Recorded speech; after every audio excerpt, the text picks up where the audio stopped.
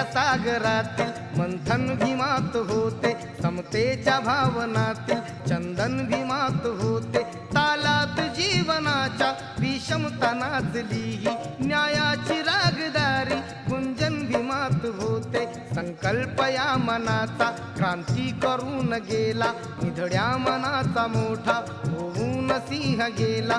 दिपविले कैक ज्ञानी माझ्या धुरंधराने, इतिहास घडविला माझ्या युगंधराने.